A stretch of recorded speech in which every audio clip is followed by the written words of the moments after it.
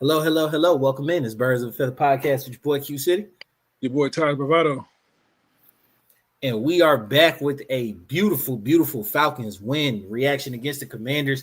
34-27, got a little dicey toward the end. It was mostly a two-possession game in that second half. They were able to cut it to one score, and that ended the game. But, Michael Penix out there balling, Bijan out there balling, Drake out there balling. It was just, it was a beautiful game. You forgot my name. Yeah, we good. It's out there balling. I ain't forget him, bro. Just all in all, it was a beautiful game. That offense came to life. Taj, my man, what did you see? So I'm going, give Raheem credit here because I feel like Raheem put pressure on Zach Robinson. He was like, "Hey, you see what I did, Ike, right? Don't be next." Although there will be somebody next, and we'll talk about that in a minute. Go ahead. Oh yeah, for sure, yes. But the offense, there was no timing issues this week. None. Penix was able to get up to the line of scrimmage and see what's going on and not have to hurry himself up. Everyone seemed in sync. At one point in time, had 9 straight completions, and he went 20 for 26. Best, outside of that one play, this was the best game of his career. And even that one play, I think that spoke to what you called arm arrogance. He either didn't see him or he was like, "I got it."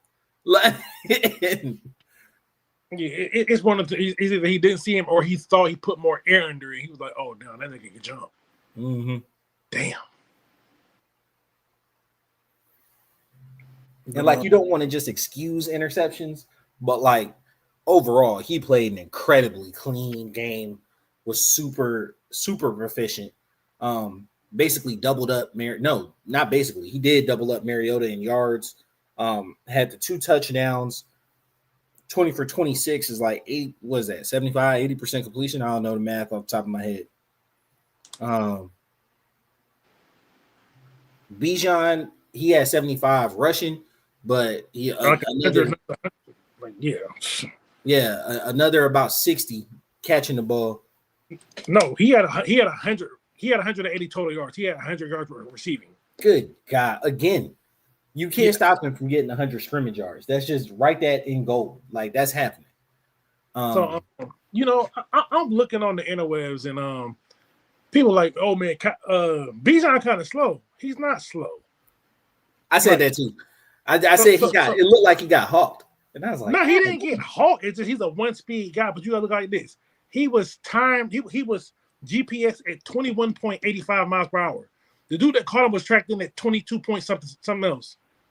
Yeah, that'll get you. That'll 21.85, that's Tyreek Hill of a speed. Yeah. Well, maybe low end Tyreek, but And who was that caught him? Was that Sandstrom? Because I know Sandstrom was. No, that wasn't Sandstrom. Sandstrom wouldn't have called him. There was some. I forgot who it was, but it wasn't Sandstrom. I said, "Good God, boy!" I texted you. I was like, "Damn, that nigga slow down." Because I think what people kind of misconstrue about Bijan is he's quick as a hiccup. Fast. No, he's fast. He's fast. The thing is, he get through his speed so fast. It look like he only got 1 gear. His first step is full speed. I mean, yeah, it makes sense, and you saw it, but just taking you through the game. Went down on the first drive. Parker Romo had a kick, went straight through the uprights, looked good. I was like, okay, that's good. Get your confidence back. London scored a touchdown. He didn't miss any field goals today, didn't miss any extra points today. Scored that at the end of the first quarter. I'm sitting here like, 10-0? This is a bomb day. We finna run away with it. They come down and score. Watts, that was a bad drive for Watts. He missed the tackle in the hole, right? That allowed the big run, and then he basically got shook in his zone, biting on the underneath route. I don't think that was him. To let McCaffrey go behind him. No, that's just how it looked. I don't think that was him. Ain't nobody look at film yet. Like No, I but ain't from the looking at replay, he was on someone else. I think it was Jesse. But Jesse was Looking, like Jesse over there looking like, oh shit. yeah, that was him. Jesse was like at the beginning of the end zone on that play. He was at the line on that play. Because it's a zone. The safety is the last line of defense. Which I get, but why are both safeties lined up back to back on each other? Okay. Which one has a history of cheating? No, I understand that. But if you look, it looked like he took a fake step toward where McCaffrey was going to be and then chose the underneath defender. Now, or chose the underneath. Responsibility. The thing is, that's probably a communication error. Most likely. I don't put that one on watch personally, but. And then, Bijan had his grown man run. They scored right before. Then they scored again. I don't know what kind. It like that was Barry Sanders-esque. Like cut in the backfield. Take off a defender. Take the contact, swing into the end zone. He just grown man stuff, bro. One thing about Bijan is Bijan making Raheem look like a very smart man because Raheem said, "Hey, that's the best man in football," and Bijan proving him right every week. Look, and you know what I love? Especially since you're down there on the field, when we get into the red zone, every action that we have is going to involve you, whether it is handing you the ball or we're play actioning. Every action that we have is going to involve you in some way. You know why? Because you are probably most likely the best player on our team. It just is what it is. There ain't no most likely he is the player on our team. It just is what it is, bro. I love that down there in the red zone. Multiple times you saw Bijan get a handoff, or it was play action or misdirection toward his side. I absolutely loved it. See, and it's beautiful how we was just talking about this on Monday, talking about, man, it sure is nice to see these people running play action in the red zone and stuff, or being, creative. Because I felt like Zach was in a different bag this week. Because even on the play that didn't work, I still like the play call. The execution wasn't there, but the play call I was fine with. And I think it was the reverse or like the foot pass back to Ray. And he got tackled on the back foot for like a 6-yard loss. But I don't mind the play. I like the creative nature. Now I will say, kind of speaking to your point earlier about like calls getting in pretty quickly, less miscommunication. I'm not gonna sit here and blame everything on Ike Hilliard. I don't think he was the main reason and cog why the team didn't. He might have been the smoke alarm though. A little bit, right? Because with Yates taking back over the wide receivers, they were speaking the same language today. The quarterback and wide receivers were, for the most part, for the day, anything that happened that like a drop or something, it was execution based. It wasn't like route miscommunication or anything like that. It was more so like ball hit your hands, you drop it type situation, right? It wasn't guys completely running the wrong route or not seeing it the same way.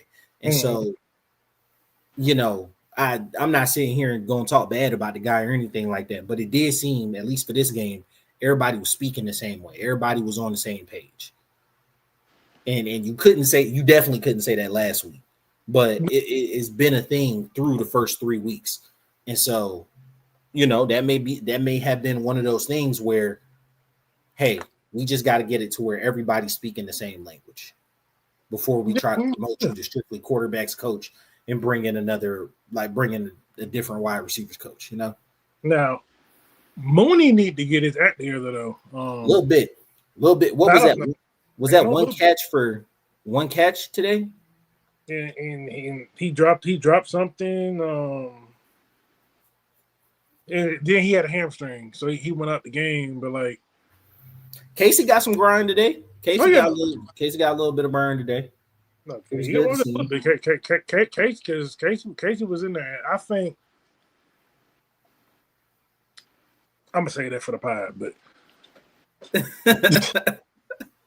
yeah, I'm gonna just say that for the pod. But yeah, Mooney got to get it together though. Because it's like I know he's already behind because he didn't get to practice through training camp. So this technically is his training camp. But then you're hurt again, so it's just like you're getting further and further out of sync. And then when you're in, you're not making the plays that you were making last year.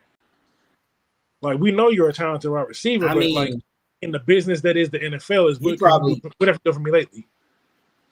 Yeah, and you probably gonna touch on this, but yeah, no, I think it's looking like Casey's gonna end up being opposite. I've said this in training camp that I think that's where it eventually leads to. But yeah, we'll touch on that on Tuesday. Yeah, you guys tune in. You gotta got your little sprinkle. What's it called? So coming out of halftime, they scored a field goal. Kyle Pitts got into the end zone. So Drake and Kyle both got their first touchdown off play action. So yes, absolutely. Drake and Kyle both got their first touchdown of the season. For everybody saying, "Oh, we're in week 4 and a wide receiver and a tight end ain't caught a touchdown yet." There you go. 2 of them. How you feel? Here 2 more. You feel me? They scored another field goal. Then Algier had the beast mode run on a long drive. Drive was like 5 minutes. It was beautiful. Love that one. They cut it close and got the 2-point conversion off. I hated that drive because we scored almost at the beginning of the 4th. Went into the 4th quarter. They got the ball. I don't think it was an incredibly long drive. And then we came out and 3 and outed. They got the ball, took it the length of the field, scored a touchdown. We came back, got a field goal just to kind of put it out of reach. They had a late field goal on 3rd down, and then they couldn't convert the onside kick, right? So super efficient in the red zone, right? Super efficient in the red zone today.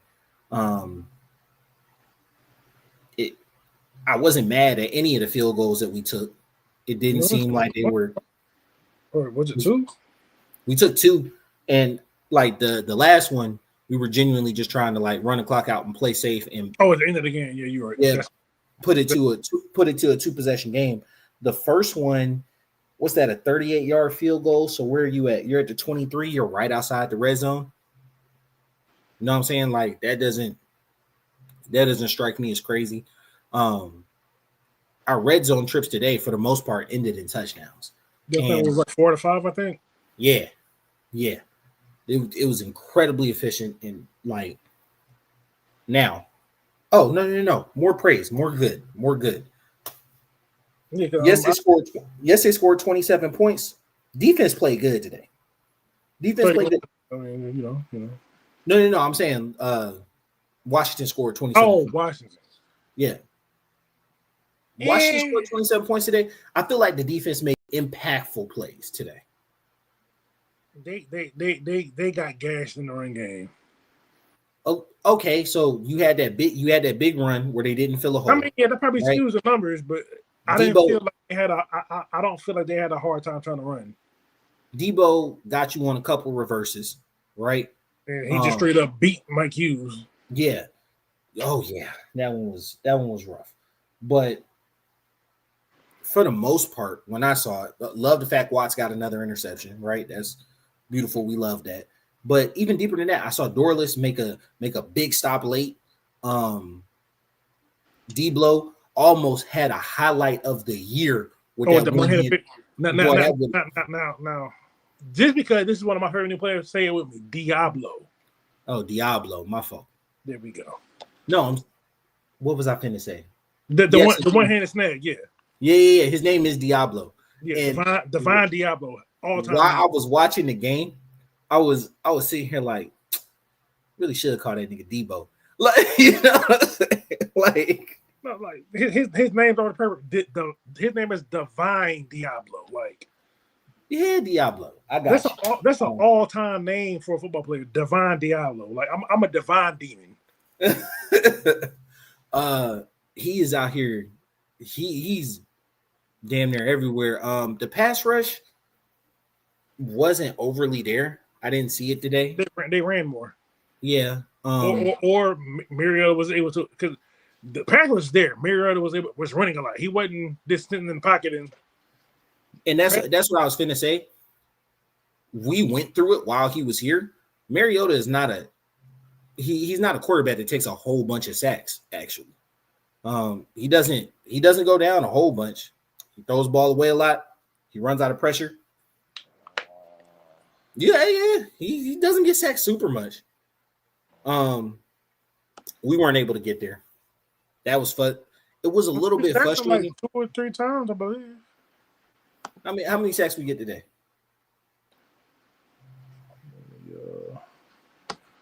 Let me let's pull up to that's today. He got Caden Ellis got half a sack. Leonard Floyd got half a sack. Zach Harrison got 1. So we got 2 today. Yeah, I know. I mean, but the pressures were definitely there. Pressures were there all day. It didn't seem like we were getting home on that. I thought we had 1 sack. I didn't think we had 2. But yeah, look, I know we had that, and I mean, but they were getting there. Just when you're dealing with running quarterbacks, if you're not lane disciplined, because like James Pierce on the 22-yard run that Mariota had, James Pierce, I feel like he got greedy and abandoned his responsibility and gave up the lane. When in reality, I think he was supposed to be a muddle rush, where he's kind of just standing there waiting for Mariota, and then if he get in reach, then you do it. But James Pierce, I guess he either overestimated his athleticism or underestimated Mariota's, and took the gamble, and it cost him 22 yards. Which, I mean, I completely understand you there. I think I gotta look at it. I gotta see it in the what's it called? I gotta see it on the film, but. All logic, no emotion. What's up? What's up, man? How y'all doing? Secondary let y'all down today. Mike Hughes did get beat a little bit. I ain't gonna lie to you. That one was kind of it wasn't just Hughes, it was both of them. Yeah, yeah. It was we miss AJ. That's not a lie. That's not but since we're talking about secondary, can we put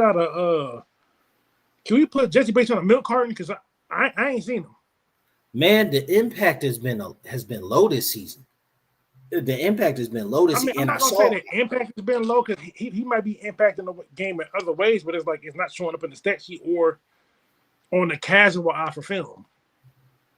I will say but he's not around the ball like I've known him to be.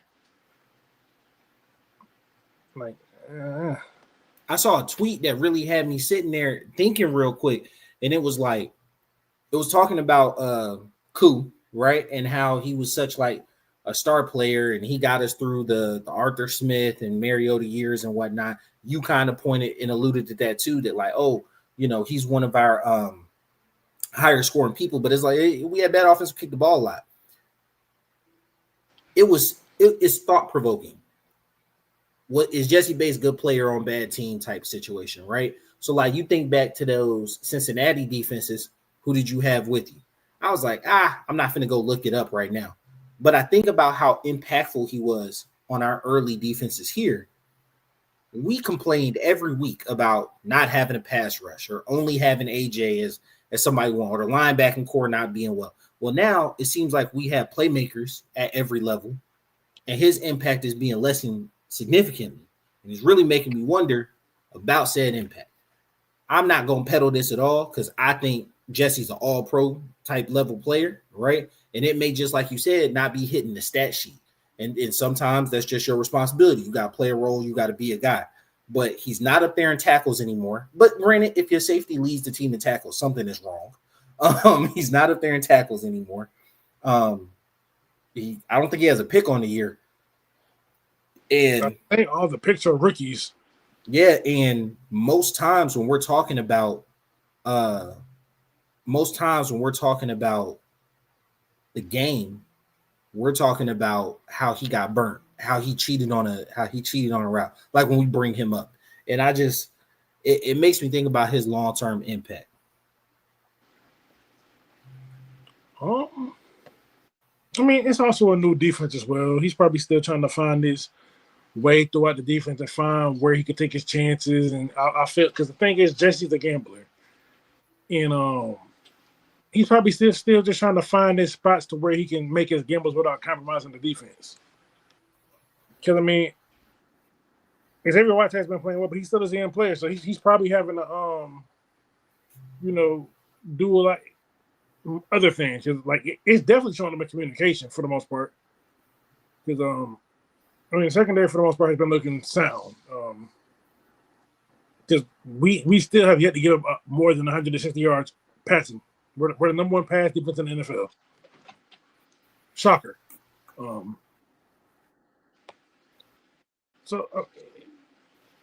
Maybe he's probably just still trying to find his way to where he could pick his spots.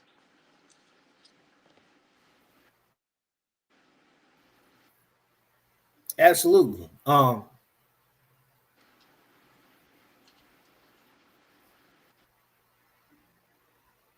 there we go. I'm about to say, lost you there for a minute. You bet? I never went anywhere. I seen you the all whole right, time. all logic. Oh nah, I think mine went out. All logic, no emotion. Falcons so loaded on offense. I don't understand how they haven't fortified a pass rush after all these years to make a run. NFC South is blank. You're not lying. You're not lying. 3 losses by all the other teams in the NFC South today. The Bucs ain't bad. I ain't gonna lie to you. The Bucs are probably a decent team. Hey. So I can't remember where I said it. But I remember saying something along the lines that Emeka, how do you say it? Ibuka? Mm-hmm. I remember saying something along the lines like, he's just a rookie. He ain't gonna be nothing special. Yeah, I was wrong. Yeah. Nah. He gonna be a problem. It clearly, like Mike Evans is on his way out. That hamstring is toast. And did Godwin play today? I didn't know if he came back. I know he practiced. I don't know if he played. I don't know if he got back and whatnot. But yeah, to your point, Falcons are loaded on offense, right? We've got top 10 picks all around that offense, and we're at a point where we're starting to play complementary football. Is going into the bye week, we 2-2. That's a win, right? That's right where you want to be going to the bye. Right at 500, like we talked about earlier. 3-1 or 2-2 was a win, especially having an early bye. Terrell's hurt, so hopefully this extra week will help him get back. We're not really getting hit with the injury bug that bad that I saw. Prayers up, because what's his name? 35. Wood. Yeah. Oh yeah, knock on wood. But 35 clearly concussed. That was a nasty hit. For the punt returner. But that speaks to the third point, right? And this is what we gonna roll out with, for the last 6 minutes here. If there's gonna be anybody get kicked out the building, it might be our special teams coordinator, bro. Our special teams has been absolutely horrendous. Literally a third of the game. Our field position has been absolutely terrible. So there was this graph that's going around because one of these kickers has like perfected the knuckleball, right? It's coming right in. Panthers? Is it the Panthers? Yeah, that's why we had such a bad game special teams last week, because where they can't catch the ball, they kept on knuckleballing it. Yeah, and it bounces right in the landing zone. Can't nobody get it right? Okay, cool. We are consistently we are sitting toward the bottom of the league in average field position. Now, granted, the Panthers kicked off to us a lot, right? So that may have skewed the number a bit. Cool. But for all the rest of our games, fielding cleanly hasn't necessarily been a problem on kickoffs, but fielding cleanly on punts, setting up good punts. As long as the main punt guy been there, yeah. But that's just a guy thing and not really a special team guy. But we haven't set up big punt returns. We have not set up good kick returns at all.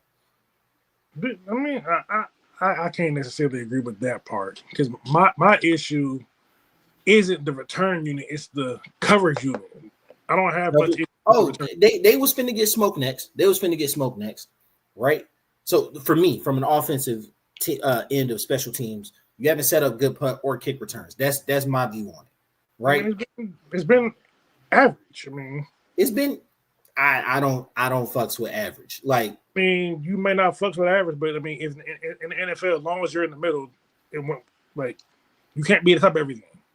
But from the defensive end of special teams, we have been giving it up consistently, allowing big return after big return on kickoff. Now, our punt team has been pretty decent. They haven't been extraordinary. They've been decent. But yet again, I don't do average. The kickoff unit has been straight up bad. There ain't no two ways around it. The kickoff unit has been bad. I was actually scared of that onside kick. All logic, no emotion. Let's be real. Special teams across the league has been mid. Most likely, but special teams has been making huge plays. Special teams was the reason this last game ended in a tie. Right? That kickoff, what's it called? That return Dallas made, but 3-point swing. But the thing is, in order for one team to make a good special teams, one team has to make a bad one. Like last week, there was 5 block kicks. Was that bad on the offense or good on the defense?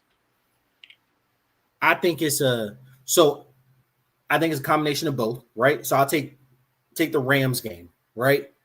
In the Rams situation, they were like, oh, he's got a low trajectory on his kick, right? No matter the distance. Usually you use a low trajectory if you want to go distance-wise. They're like, hey, whether he's kicking at 30 or kicking at 50, it's coming off low, so we're going to squeeze the middle, put a hand up. That resulted in 2 block kicks back-to-back. They got a beat on you. I think that's good special teams on the Eagles side, right?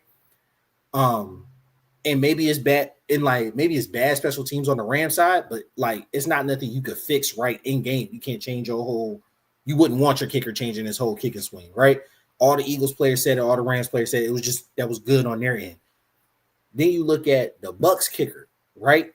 Where I think that the Jets defense made a spectacular defensive special teams play, jumping over the center, getting the block, returning for a field goal. But like the kicker came back and did his job. Well, one, they had a decent kick return. Baker let him down, and then he executed kick properly. So like that's good special teams on his end. So I think it can be both. Like, and you got to hold space for both of those, right? Because sometimes it could be like one team is actually really good across the board at special teams, and the other team isn't necessarily doing anything wrong. But like it's a third of the game is necessary.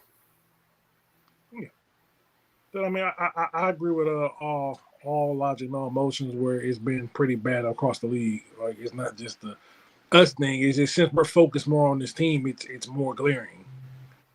Yeah, absolutely. And it hasn't, outside of the first game, I don't think it's necessarily cost us a game yet. So like maybe it's not something that will be addressed until later in the season. It helped in the Panthers game, but that whole game was just shit show. Yeah, and I think it's easier to just be like, once you lose 30-0, it's easier to be like, them 6 points won't make a difference. When you're in the game, you understand those 6 points are going to make a difference. I'm not even talking about the 6 points. I'm just talking about like kickoff. Oh, the big returns, yeah. Yeah. Because the thing is, it's just like, no, when it comes to like, our biggest issue is the kickoff thing. But you also got to realize a lot of teams still don't know how to properly defend it. This is the second year in existence of this style of return. And people are much better at it this year, kicking off. Like last year, you saw a lot of people that were just trying to get it into the land zone, or you saw people just kicking out the back of the end zone. Well, yeah, but they made you they incentivized kicking it into the field of play because you get started at 35 now. Yeah, so like now you're seeing a bunch of people like the Panthers got better at kicking it. Did they get better at kicking it, or is it just like, well, there's no reason to kick it out the end zone now, so we're gonna do this knuckleball kick and make you return it? True, right? But like it's becoming a bigger part of the game. Not bigger part of the game. It's becoming a highlighted. It is becoming a bigger part of the game. It is because, like you said, it's a third of the game. Ooh, all logic, no emotion. Vikings fan said, I'm prepared for a transitional year. I'm prepared for 6 to 8 wins. Support my guys and watching everybody else. Well, hey, man, we appreciate you logging on to the channel. We mainly talk about the Falcons and Hawks. It's a football and basketball podcast. Tune in, man. Absolutely. We go live after all games, basketball and football. We go live, and then the pod drops live on Tuesday, and it drops on Spotify, Apple on Wednesday. Check us out, man. Appreciate the support. For the Vikings, that was rough today. Y'all came back actually, right? It was 24-21. It came back late. I don't remember that game. Oh no, you sleep. It was I wasn't sleep. I wasn't even home yet. Dang, that's tough. That's tough. But yeah, it was.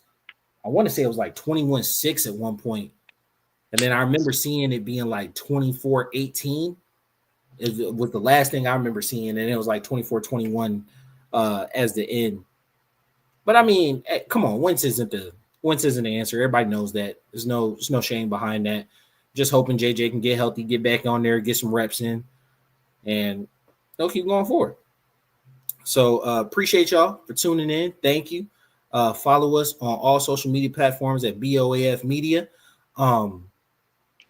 Hit the inboxes anytime you want to talk about any other team or anything like that. Yeah, drop in the comments on YouTube. Yeah, drop in the comments. Like, yeah, we came back, but Carson Wentz is dookie water, 2 consecutive sacks and then a pick. Absolutely, yeah, boy, been there, dude. We beat today. Was somebody that lived on that. There used to be a meme of that man laying on his back in Carolina throwing the ball. Not used to still. Like, been there, bro. Been there. I will say, I hope it gets better. Y'all draft quarterback same time we did with the same expectation of hoping that guy is the guy, right? So once again, hit us up. We appreciate y'all. Follow us, BOF Media, at all social platforms. It's been your boy Q City. Your boy John Bravado. We out. Peace.